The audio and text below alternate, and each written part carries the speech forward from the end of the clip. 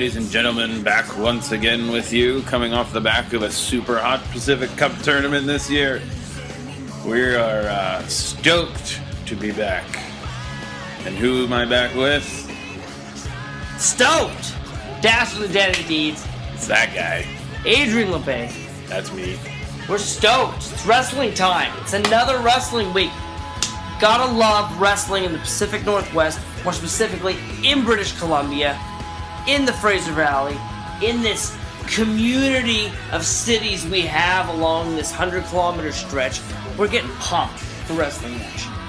We are, and we're back once again. You thought we'd take some time off after Pacific Cup? Not so much.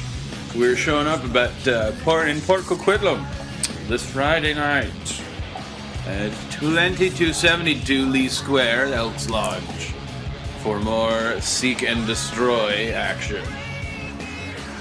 Plenty of seeking, plenty of destroying. Hot off the Pacific Cup, we have new ECCW Tag Team Champions, Scotty Mack, Jamie Diaz, representing the administration, and they don't even get a rest. They're defending in their first championship defense this Friday night in Port Coquitlam against none other than Mr. of Southern Comfort, Ray Brooks, and Azim the Dream in what has been billed as a Poco street fight. Fighting all over the street. You know, Elks Lodge is right in the heart of Port Coquitlam, right down there, right in the city center. You can imagine the four of these men just brawling it up, mixing it up, tag belts on the line.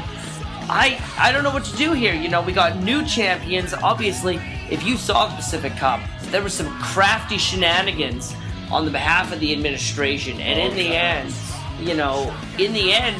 in a combination of skill and craftiness, we have new tag champs. But Ray Brooks and Azim the Dream, they may be underdogs, but I think they're the underestimated dogs. Underestimated dogs. I don't think that's inaccurate. And no, Ray Brooks, he is a veteran. He's been around since ECCW really was making a grind up here in the Pacific Northwest, as with Scotty Mack. A lot of they're very familiar with one another, but don't underestimate the skill and the in-ring presence of Ray Brooks and Azim the Dream, who was a former Chilltown member, he was the backbone of Scotty Mack's team back in the day, and he knows Scotty Mack very well. And if anyone could pull up an underdog win and become a new set of new tag champions, that would just blow the roof off of Port Coquitlam and stick it to the homeboy, Jamie Diaz. Stick it to that homeboy, is what they say. Also, coming up in Port Coquitlam at Seek and Destroy, we have a mixed tag team matchup. Mixed in what form of way? Boys and girls will be fighting. Men and women, I should say. Yes. Men and women intergender tag action. There we go. The last time we saw Casey Spinelli in an intergender tag match, she almost died. Straight up. Jamie Diaz destroyed her with this clothesline, and she lived to tell about it. Not only is she resilient, she's back in action already as a record-setting women's champion. She's held that belt for more than 400 days. It's 400 and some odd days. She's been the women's champ of ECCW. She's teaming up with Tony Baroni, taking on Bishop and Cat Power. That's right. Both these men were semi-final runner-ups in the Pacific Cup. They both had strong stories, made it through the first round. Tony Baroni's going to be hot coming off that weekend. He's fired up. There was a controversial finish against El Phantasmo, and he's going to want to, gain on that momentum, make that comeback. With Spinelli, Cat Power's making a name for herself up here in ECCW. She's few and far between in her showings here, but she's making an impact in the women's division. And Bishop, he's a monster, and he's going to be, needless to say, unhappy about the way the Pacific Cup went down and the fact that he wasn't the two-time Pac Cup champion. He's going to be coming in a full head of steam. He's going to be an angry monster, and when these four men and women mix it up, if there's a crossfire, I can't imagine at this point. Is unpredictable to what's going to happen in those intergender matchups. Absolutely. You never know. It could be Cat Power versus Tony Baroni. It could be Casey Spinelli versus Bishop at any time. The Bishop coming off that crazy match he had against Kenny Lush. I don't think I've ever seen two men that size hit each other that hard for so long. Let's hope he's coming in at 100%. Next, we have a match that might be a little bit near and dear to this guy over here's heart. The Breaker Iton versus a Dastardly Danni Deeds. He's up against me. I'm gonna have some Facebook promo time. I'm gonna show you exactly what I think of Breaker Iton. But regardless, my main concern as an individual competitor going into this match is the fact that the numbers game just don't work against me. I'm not an idiot, and I look at this, and there's a faction, of 4 guys at least at any given time between Hellion and Breaker Iton and Rigger Von Slasher and Mantasia and who else they get in on their dark evil ways, and they've been running rampant. And quite frankly, I'm hoping some of my friends in the back are going to be there to back me. I don't know what's going on, but when I go in there, I'm going to be breaking more than just his mama's heart upstairs. And Breaker Iton, I'm coming for you. You better watch out. Speaking of the House of Hell members, next up we have Hellion wrestling in the zoo, as you can say, against a gorilla. Is this right? He's wrestling a gorilla? The grappling gorilla. The grappling gorilla.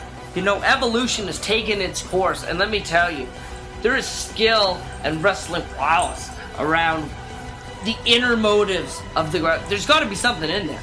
We underestimate gorillas from time to time, but let me tell you, there's something about this gorilla that makes you want to stand on your feet and put your paws together, eat some bananas, and get excited. And quite frankly, I'm biased, and if Hellion gets beaten by a gorilla, I'm going to enjoy it till the day I die. That's true. He could be the Jane Goodall of ECCW with gorillas in the mist.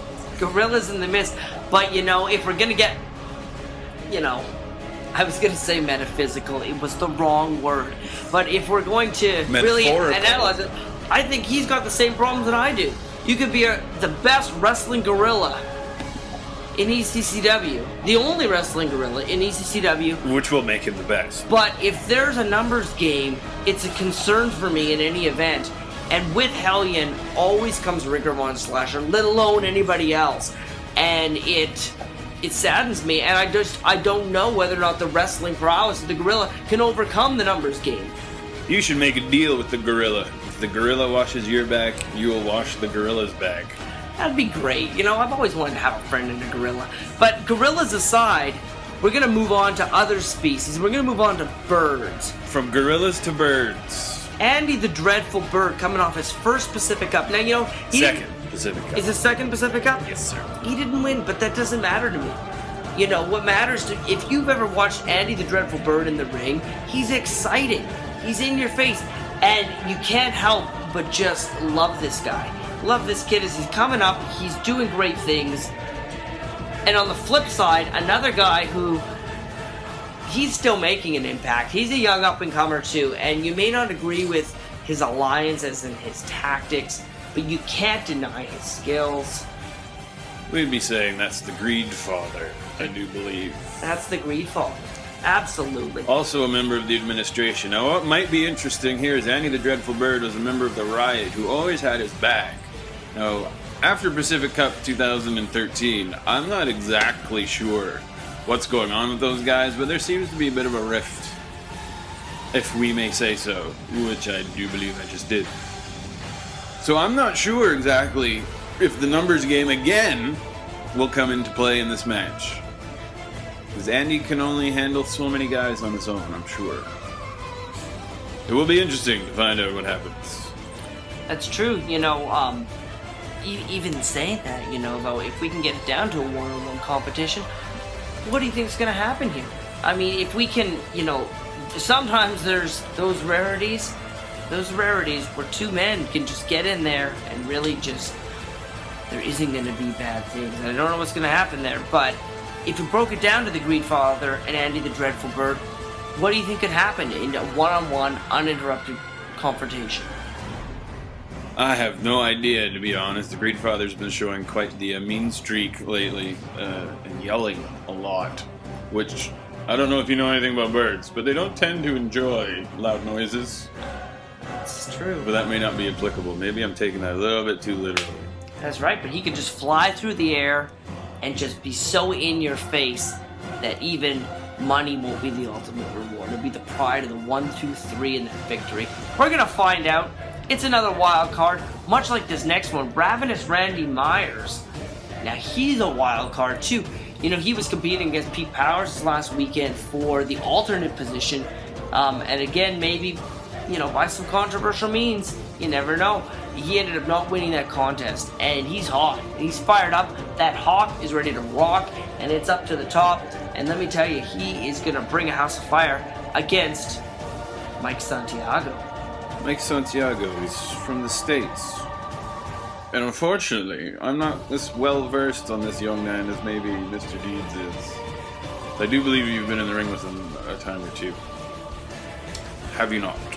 I have been, and he's hard-hitting, he's in your face, and you know, when you say he's from the state, it's true. You know, some of these indie wrestlers are going out there, they're getting international experience. Some are coming from all over the place, bringing skills and bringing something that is unaccustomed to us here, you know, and he brings something different, and he's been teaming up, and under the wing of the Natural, let me tell you something, you will pick up knowledge that some people may argue my point here, that it is really great knowledge from the Natural. You may not respect his style and the way he does things, but he has been breeding and molding wrestlers in ECCW for years now.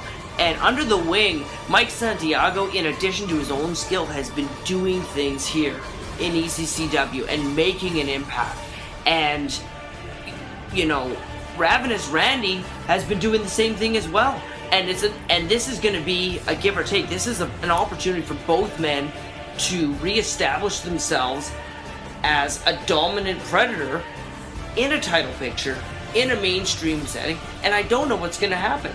It's one of those wild card matches that is an opportunity for both gentlemen to really re-establish their impact here. And with all this deception with the Riot and the stability of Natural Selection, I don't know what to say, but I'm excited to see, because they've been doing a lot of tag team stuff lately, and now it's an opportunity to see one-on-one, which was their established roots, you know. It will definitely be an interesting altercation, or is that the word?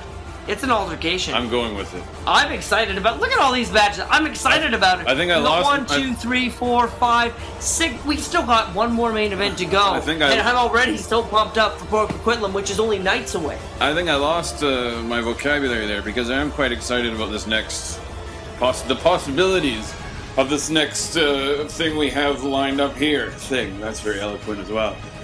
The King of the Yukon will be defending his NWA Canadian Heavyweight Championship, but he has no opponent as of yet. So I do believe the King will be offering an open challenge for anyone who does want to come and challenge him for his throne. That's right. Even my dog might want to challenge. You never know. If it's an open challenge, if I can get her a wrestling license. It sure is an open, and that is the most exciting thing. You know, week by week, exciting things are happening here in ECCW. And after the Pacific Cup tournament, I was blown away with the exclamation point of all the wrestling talent we have here. Unreal. But with all the new people that, you know, over the last year in ECCW, who have just been up and rising, and all of the people that have been coming back to ECCW, the familiar faces, the legends coming back, I really don't know who's going to show up in Port Coquitlam and challenge for this title. Who could it be? And the potential is endless. And the electricity that the King of the Yukon brings, everyone is on their feet. Everyone is cheering. It's interesting that everyone's on their feet when they should be bowing to the King, and they kind of bow, but you know. Yeah, I do. They kneel. I'm all funny. They kneel before him. But you know what? Everybody's hungry. And the top goal and the ultimate goals here in ECCW are the ECCW Championship and the NWA Canadian Heavyweight Championship. And the prestige of being able to be crowned that. King of the Yukon better look out. You never know who might be coming down for that one. I do believe. So there we have it, folks. Seek and Destroy, Port Coquitlam, this coming Friday. Tickets are on sale at the door, or you can order them online, pre-order at ECCW.com. And if you were left out in the cold at Pacific Cup this year, take advantage of the opportunity. Don't let it happen to you twice. Pre-order your tickets. And we will see you when we see you, which will be Friday if you're there, which you should be. Check out ECCW.com for more information. As for me and the Dastardly Danny D, we'll see you at ECCW's Seek and Destroy.